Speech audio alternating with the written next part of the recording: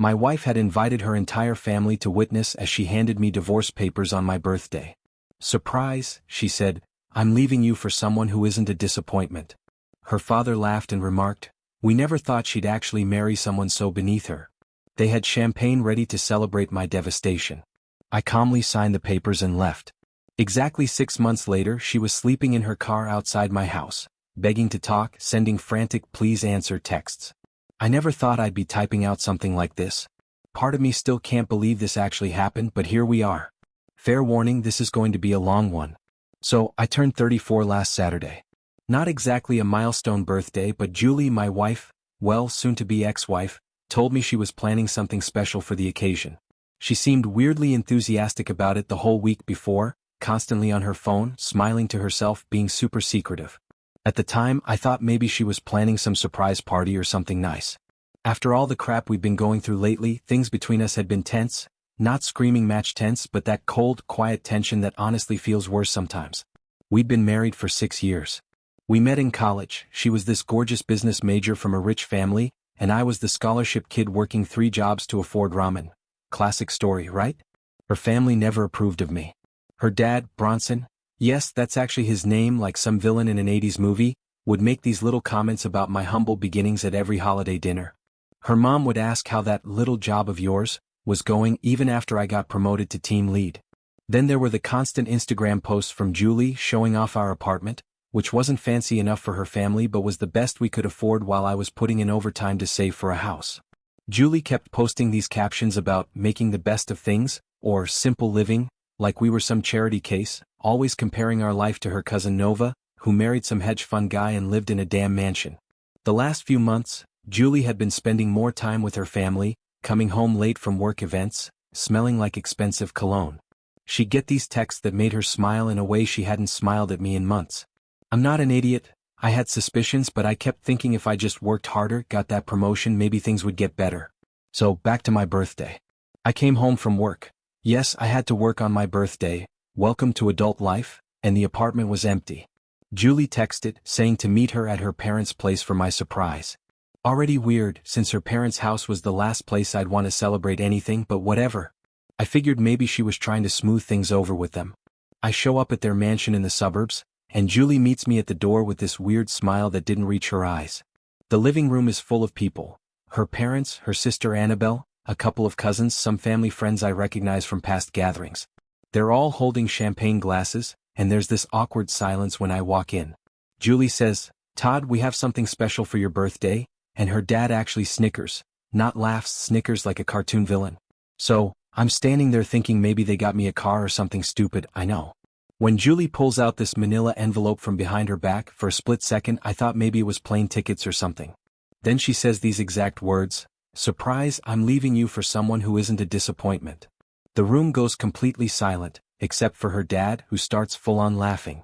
I'm standing there frozen, trying to process what the hell is happening when her dad says, "We never thought she'd actually marry someone so beneath her." Thank God she finally came to her senses. Julie shoves the envelope into my hands, divorce papers already filled out, just waiting for my signature. Her mom literally pops a champagne bottle and starts pouring more glasses for everyone. They had planned this whole thing as some kind of sick celebration. I don't know what they expected, maybe for me to cry, to beg, to make a scene. Instead, something inside me just hardened.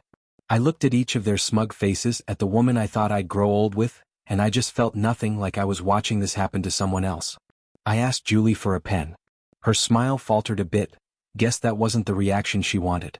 Her dad handed me his fancy Mont Blanc. I went to their pristine white marble countertop, spread the papers out, and signed every single line without saying a word. No one said anything. The only sound was my pen scratching paper and someone awkwardly clearing their throat. When I finished, I looked directly at Julie and said, "Thanks for the birthday gift. Best one I've ever received." Then I walked out. I didn't slam the door, didn't curse, just left while they stood there in confused silence. Their faces when I didn't break down were almost worth the whole humiliation. I got in my car and just drove, no destination in mind. Found myself at this crappy dive bar where no one knew me, ordered whiskey, then another, stared at my phone as Julie's text started coming in. "Why didn't you say anything? Are you seriously not going to fight for us? You're just proving my point by running away." About 3 drinks in, something changed. The numbness wore off and a cold rage started building. Not the explosive kind that makes you do something stupid, the calculating kind that makes you want to burn someone's world down methodically. See, what Julie and her family didn't know was how much dirt I had. 6 years of marriage to someone from a family that treats household staff like furniture. You hear things, you see things. The accountant who drinks too much at parties and talks about creative bookkeeping, the cousin who's sleeping with her sister's husband, the dad's business trips that don't seem to involve much business. So, I did 3 things that night. 1. Called my buddy Larry, who happens to be the most ruthless divorce attorney in the city.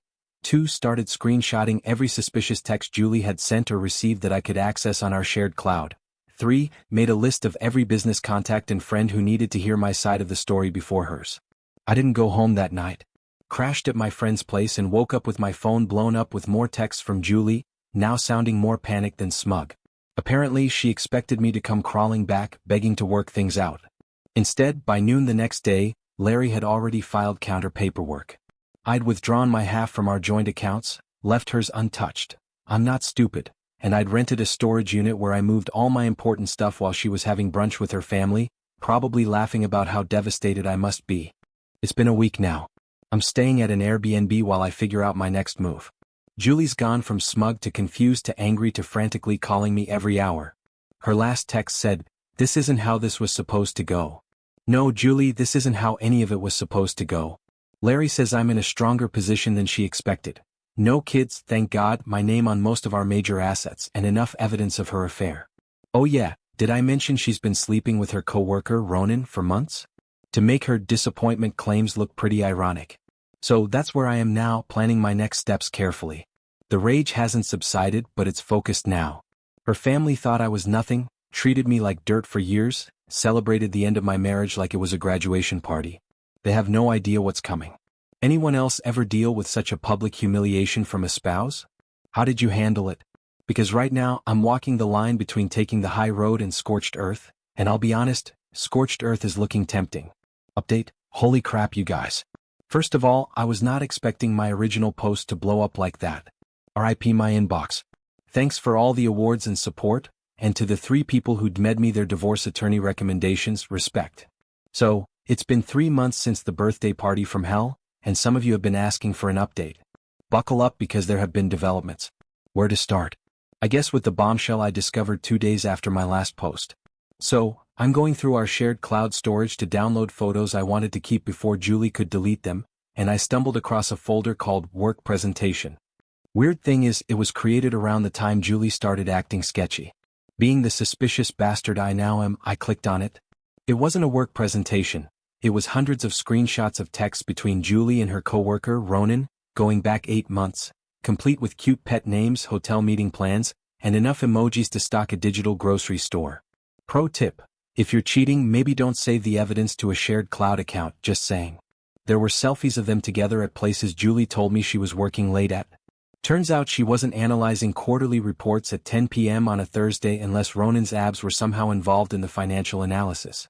I forwarded everything to Larry, divorce attorney extraordinaire, who literally just texted back, "Christmas came early this year.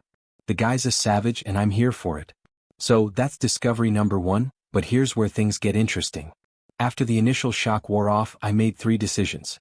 1. I was going to focus on getting my shit together instead of just revenge. 2. I was going to let the divorce process play out through Larry without engaging with Julie directly. 3. I was going to start subtly building a new life that would eventually make her regret everything. The apartment we shared had too many memories, so I found a month-to-month rental.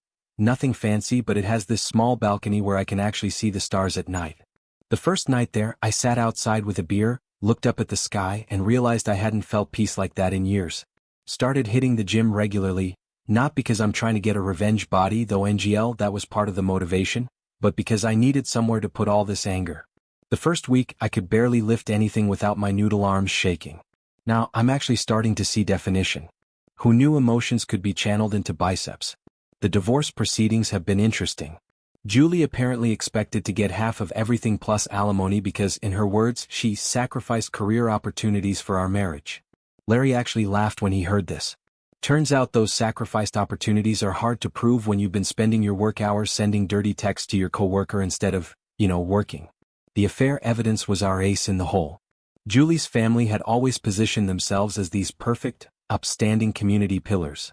Her dad, Bronson, is always posting on LinkedIn about family values and integrity in business. The threat of their precious daughter's affair becoming public knowledge during divorce proceedings made them suddenly very agreeable to Larry's terms. One weird moment came when I was clearing out the last of my stuff from our apartment. Julie showed up unexpectedly, first time I'd seen her since the birthday ambush. She looked different, hair all messy, wearing sweatpants, which she never did before. She started with this whole speech about how she made a mistake, how Ronan wasn't who she thought he was, how maybe we could talk about reconciliation. I just walked past her with my box of stuff and said I'd have my attorney contact her if she had anything to discuss. The look on her face, like she genuinely couldn't comprehend that I wasn't falling to my knees with gratitude for this second chance, was honestly priceless. So, here's where things stand now. The divorce is almost finalized, no alimony, thanks to fair evidence. We're selling the apartment and splitting proceeds, though I let her keep most of the furniture since I'm starting fresh. I've reconnected with old friends. Julie always hated them. Remember my buddy Mike, who she said was a bad influence because he once brought grocery store wine to dinner instead of something fancy. Turns out he's still the same solid dude he always was, and now we hang out weekly for game nights. I started that business idea Julie always laughed at. Nothing huge, just customizing vintage furniture, something I always liked doing but Julie thought was tacky. Made my first sale on Etsy last week. The profit was like $27 after expenses, but damn, it felt good. Here's where it gets juicy. Julie's family business, high-end real estate development, has hit some snags lately. Apparently, they had this big commercial project that lost its main investor. This happened right after I had lunch with my old college roommate who, plot twist, now works for that investor company. Did I mention anything specific about Julie's family during lunch? No. Did I accept his LinkedIn connection request afterward? Absolutely. Julie's sister Annabelle reached out to me last week. She was always the only decent one in that family. Said Julie has been a complete wreck and Ronan dumped her after her dad tried to get him a better position at their company. Apparently, Ronan was only interested in Julie for her family connections. Shocked Pikachu face. Julie's Instagram has gone from daily posts about her #blessed life to complete radio silence. Meanwhile, I've been posting occasional updates, hiking trips, furniture projects, nights out with friends. Nothing flashy, just me living a normal, happy life.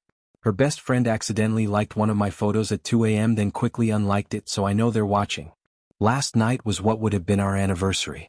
I was sitting on my balcony, scrolling through Twitter, feeling pretty okay actually, when my phone lit up with a text from Julie. I know you probably hate me, but I can't stop thinking about where we would be if I hadn't ruined everything. I miss your terrible jokes and the way you always made coffee for both of us, even when we were fighting. The apartment feels so empty now. Ronan was a mistake. My family was wrong. I was wrong. Please, can we just talk? I'm not above begging at this point. I stared at that text for a full hour, typed and deleted about 15 different responses. In the end, I just put my phone down and went to bed without replying. The thing is, 3 months ago, I would have given anything to get a text like that from her. Now, I'm not even sure what I want anymore. The anger is still there, but it's different now, less consuming.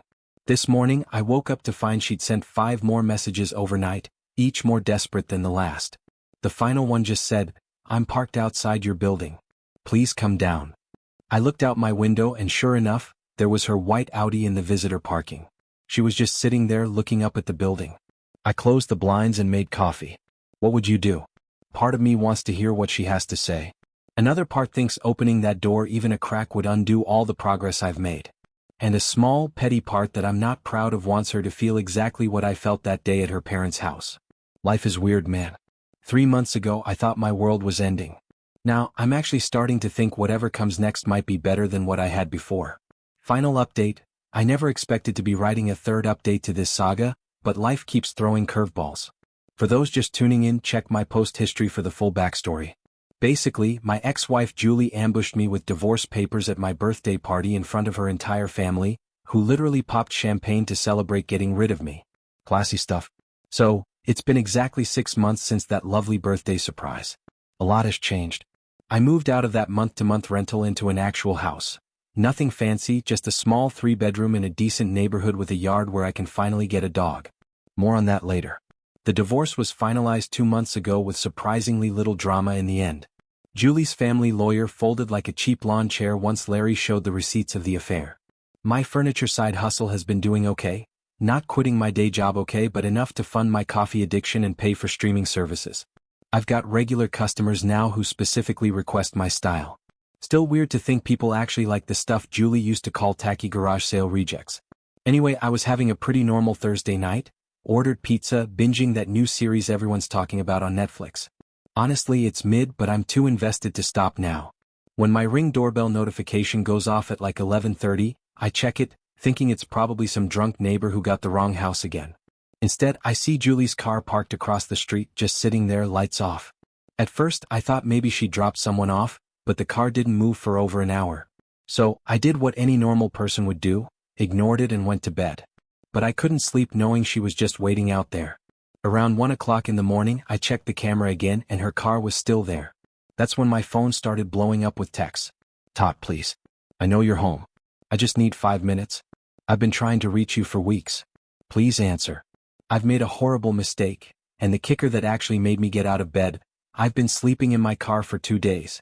I have nowhere else to go. I went to the window and sure enough, I could see her reclined in the driver's seat of her Audi, the same car her daddy bought her for her 25th birthday, the one she once told me was entry-level, even though it cost more than I made in 6 months. I debated what to do. Part of me, the petty part, wanted to just close the blinds and let her enjoy her car camping experience. But I'm not actually a monster, so I threw on sweats and a hoodie and went outside. The look on her face when I tapped on her window was rough. Her makeup was smeared, hair unwashed, wearing what looked like the same clothes from her last Instagram post 3 days ago. She scrambled to unlock the door, almost falling out in her rush to talk to me. First thing I noticed was the smell. Not like BO smell, but that stale fast food and desperation smell you get from living in your car. Second thing I noticed was she'd lost weight, like a lot. Julie was always thin, but now she looked almost gaunt. She started rambling immediately, half crying, half talking. It took a minute to make sense of what she was saying. Apparently Ronan, the affair guy, wasn't just sleeping with her. He was also funneling information about her family's business to competitors. Once Julie's dad found out, he fired Ronan, who promptly dumped Julie and disappeared with a bunch of confidential info. But it gets better.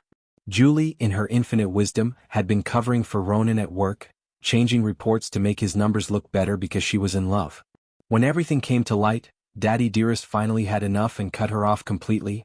No more job at the family business, no more allowance, no more paid apartment. She'd been couch surfing with friends for weeks but had burned through everyone's goodwill. Her last roommate kicked her out for not paying rent, which is how she ended up sleeping in her car outside my house as a last resort. I couldn't help but ask why she didn't go to her parents' mansion. That's when she dropped the bomb that her dad Bronson's business was under investigation for some shady financial stuff that Ronan had exposed. Turns out Mr. High and Mighty had been cutting corners and cooking books for years. Their assets were temporarily frozen, and they'd had to downsize dramatically while the investigation continued. The karmic justice was almost too perfect. I invited her inside, not because I was considering taking her back, but because it was cold and I didn't need a hypothermic X on my conscience. She walked in and immediately started crying again, this time about how nice my place looked. It's literally just normal furniture with actual plants I've managed to keep alive, but compared to her living in a car, I guess it was the Ritz. We sat at my kitchen table and I made coffee while she talked. The whole story came pouring out, how her parents had pressured her into the divorce after finding out about Ronan, convincing her she could trade up while taking half my assets, how they'd planned the whole birthday ambush as a way to humiliate me so I'd sign quickly without fighting, how she'd realized within weeks that she'd made a terrible mistake but her pride kept her from admitting it. She actually said, and I quote, "I thought you'd fight for me." That's when I laughed, not meanly, just at the absurdity of it all. She orchestrates this public humiliation, tells me I'm a disappointment, serves me divorce papers on my birthday, and expected me to what? Beg her to reconsider, write a heartfelt letter about how I couldn't live without her? I asked her what she wanted from me now. More tears than she laid it out. She wanted to try again. She'd learned her lesson and grown as a person in 6 months, apparently. She had nowhere to go, no money, no job prospects. Her expensive degree was useless without Daddy's connections. She thought maybe she could move in with me while we figured things out. I let her finish, then I did something that surprised even me. I thanked her. I thanked her for the divorce, for showing me exactly who she and her family were, for forcing me to rebuild my life on my own. The past 6 months had been hard but also weirdly liberating. For the first time since college, I was making choices based on what I wanted, not what would please her or impress her family. She stared at me like I'd grown a second head, Then came more tears and bargaining. She'd do anything to fix things. She'd changed. She'd never appreciated what she had. I told her she could crash on my couch for one night because it was late, and I wasn't sending anyone out to sleep in their car. But in the morning she needed to figure out her next steps that didn't involve me. The look of shock on her face was almost comical. I don't think Julie had ever been told no in her entire life. Morning came and I made breakfast because that's just what decent humans do. While we were eating, her phone rang. It was her dad.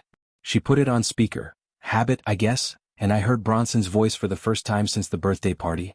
Gone was the smug condescension, replaced by something I'd never heard from him before: desperation. Their business was barely hanging on. Investors were pulling out left and right. They needed help from someone with connections in the industry, and Julie had mentioned I'd been doing well. He actually asked if I would consider meeting with him to discuss potential opportunities for mutual benefit. I almost choked on my coffee. The same man who laughed at me for being beneath his daughter was now practically begging for my help. Julie looked at me with this weird mix of hope and embarrassment. I told Bronson I wasn't interested in any business arrangements with him, but I knew someone who might be able to help. Mia, the woman I'd been seeing for the past month. She's actually brilliant at helping struggling businesses rebuild their reputation. Just friends so far, but honestly, the healthiest relationship I've had in years. There was a long silence on the phone, then Bronson asked for her contact information. I gave it to him, ended the call, and looked at Julie. The realization was dawning on her face that not only was I not taking her back, but I'd moved on.